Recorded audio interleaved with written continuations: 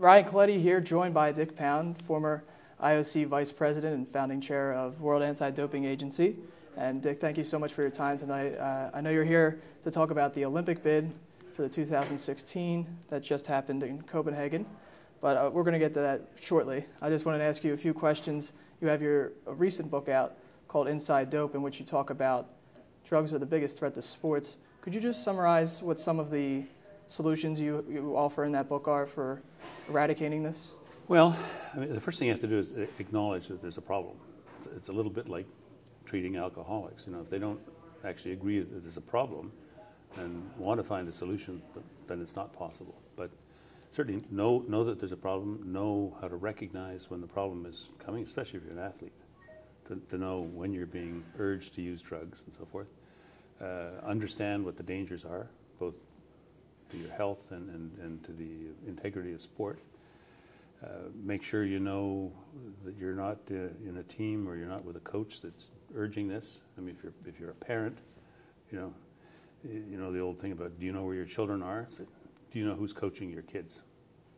And there's no magic bullet in all of this that allows you to have, in an 8-second soundbite to solve the problem. It's just a matter of being alert and making sure you don't start down that slippery slope. In your other book, Inside the Olympics, you discussed how Ben Johnson's disqualification from the 1988 Summer Olympics was a big moment in the history of doping in sports. Was there a moment in your life where you realized that doping was a huge problem and that you had to get yourself involved? It really, it kind of crept up on me by accident. I mean, I was involved in the Ben Johnson thing mostly in those days because I had a huge conflict of interest, as you can imagine. I was a member of the IOC. He was a Canadian, and they just wanted to make sure that he got a chance to say everything that he had to say in his defense in front of the IOC Medical Commission. It was a time when athletes' rights weren't as widely understood or respected as they are now, and so I said to them, look, you understand my conflict? They said, no, we understand that. And I said, okay, I'll make sure that he gets his chance to say things, but you understand that if it doesn't work, tomorrow morning I'm going to be part of the group that will have to vote to disqualify him. And they said, no, that's fine. We just want to make sure that he gets a chance to say things. And really, I didn't do much after that until 10 years later, when the Tour de France Festina cycling revelations came out. And that led to us forming this international anti-doping agency called the World Anti-Doping Agency. And in the middle of that being prepared, the IOC president came along to me and said, I want you to be chairman of this. I said, but I don't know anything about doping. All the things I've done in the Olympic movement have nothing to do with doping. And he said, well, we've got to get it up and running. It's got to be done properly. You have to do it. So I said, oh, all right, because I was doing all the marketing and television at the same time. I said, I'll do it for 2 years until it's up and running. And it took 8 years to get out of the job. And recently this week, Dallas Mavericks owner Mark Cuban said he saw a circumstance where steroids could be useful and legal in sports, where if they were administered by a doctor and if there were no long-term health effects on the athlete. What was your response to that? Well, it doesn't really solve the basic problem. One is that they will have an impact on your health. Number two is that people don't take these things to level the playing field. They take them to get an advantage.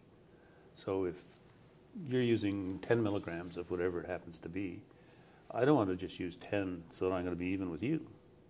I'll take 20, whether or not my doctor agrees with that. And if I start taking 20, you'll take 40, and it's a vicious circle. So I think that the thing to do is twofold. One is to be sure of the science. And if, in fact, somebody can show that there's no damage whatsoever to your health, fine if they change the rules. I have no issue with that. I've always had the issue with cheating, which is that we all agree on certain rules of the game, one of which is we don't take certain substances, drugs, and that's the deal. If we decide to change the rule, fine, but until we do that, you can't change on your own, and I can't change on my own. So if there was a circumstance one day where they actually discovered a drug that would have no long-term health effects on the athlete, but would probably be considered performance enhancing. What would you do with that? Would you support that, or would you be against that? I would say whatever the rule is, I support. I mean, sport is not sport unless you have rules, and that, I mean, that's the essence of sport. So my answer would be if everybody agrees that this is good and it's available to everybody, and we decide that it's okay to use it, that's fine. Okay. And since we are on a college campus, I have to ask about the NCAA drug policies, their testing programs. What's your opinion on them? Are they strong enough, or do they have to get much better? I think they have to get a little better. And you know, part of the agenda was hijacked early on in the sense that if you tested somebody, it was a kind of an accusation against them. And therefore, it was unfair, and it had to be managed and so forth. Whereas it's really the other way around. I think that if you come to a game, you come to a practice, and the rules are you don't take, let's say, steroids.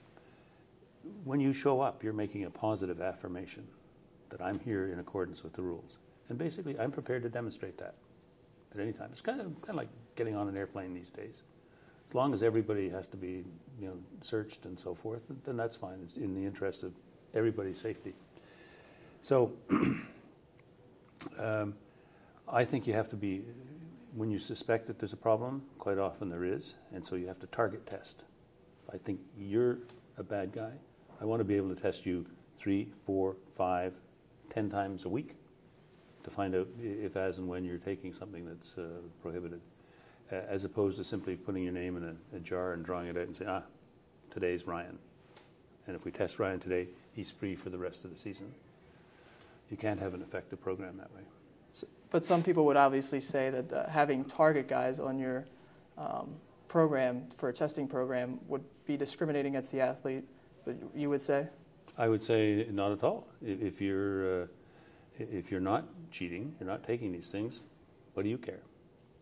If you are, you should be taken out of the competition in everybody else's interest. So, no, I don't.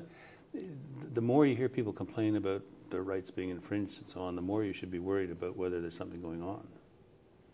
And now to the real reason you're here tonight was to talk about the 2016 bid that, quite frankly, was embarrassing for the city of Chicago, being knocked out in the first round. What ultimately doomed that bid and cost the city a chance at hosting the Olympics? It's probably a number of factors, but you know, there's nothing can stand in the way of an idea whose time has come. And I think a lot of my colleagues, 2/3 of them in fact, said, you know, we've never been to South America. Yeah, it may be riskier than some of the other bids, but it's time we gave them a chance. And no matter how good your bid was, if that was the prevailing sentiment, which is I think what it was, doesn't matter. The problem for Chicago is the same problem as in the so-called dreaded first round. You've got to get enough people to support you to stay alive in that first round. And I think if Chicago had survived the first round, it might very well have got to a final against Rio. But again, I think because you know people said no, now it's time for South America. Finally, doesn't matter how good your bid is. The U.S. Obviously hasn't hosted the Olympics since 2002, the Salt Lake City scandal, and for the foreseeable future, it's not hosting any more international sporting games until at least 2018. It would be the earliest for a FIFA World Cup. Is there an image problem worldwide that the U.S. is under where it's costing them chances at hosting these games? No. I think you know there are a lot of other countries in the world now that are capable of holding these competitions, and the idea amongst the IOC is to move it around. The United States has hosted the games more times than any other country on the face of the planet, so it can't really complain that there's a problem. I think in the last 7 or 8 years, you've had an international image problem, which is I think is being turned around fairly quickly by the new administration. But is there a residual effect from that? Probably there is. Okay, thank you very much for your time, Pleasure. Mr. Pound. Good to see you.